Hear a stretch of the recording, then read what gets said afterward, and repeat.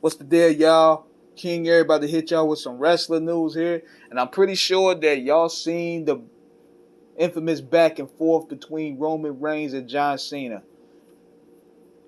And let me get my thoughts about that. It was great. It was great. You could tell that these dudes didn't have no scripts. They were able to let anything fly.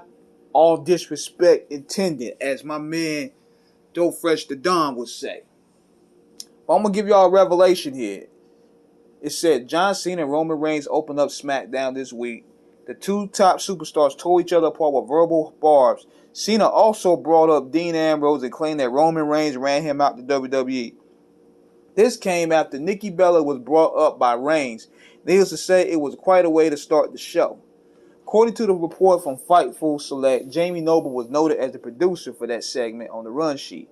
Noble might have had a hand in creating the segment, but Paul Heyman and Roman Reigns also had a tremendous amount of pull when it comes to creative freedom. Jamie Noble produced the opening segment that featured John Cena and Roman Reigns, or at least was listed as such. It's worth noting that Paul Heyman also had a heavy influence over Reigns' stories, and Reigns and Cena have a significant amount of freedom over their segments than most. Roman Reigns and John Cena will throw down at SummerSlam, and the company wants to make sure that show is a huge one. Allegiant Stadium will see those two collide in just over a week, and we have to wonder what kind of insult will they fire on each other in the meantime. And these two got their shit off, man. Way better than 2017. I was telling people before that Reigns was going to come in ready. He came in more confident. He was more calmer. He knew how to really deliver those blows to Cena, because all that breaking the fourth wall, shouting, all that shooting off the cuff shooting, Reigns had a great counter for that. But see, I got to give Cena his due too. He came from the era where you had to cut it on the mic.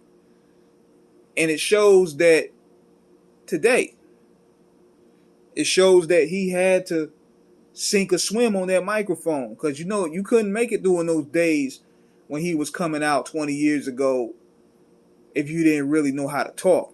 Now, some wrestlers, for the most part, like Chris Benoit, Brock Lesnar, they made all that up for their intensity. But guys like Cena, they studied the blueprint of The Rock and Steve Austin. And he's done pretty good. Like, and compared to a lot of his peers today, Cena is like The Rock and Stone Cold and Flair. So, both guys did their part. And it's going to be an interesting show. It's going to be an interesting matchup. Like, this is the matchup that they're really putting their marbles behind. And my prediction is Cena definitely going to put Reigns over, because they're basically using this to sell tickets, and they're trying to take advantage of the live audience.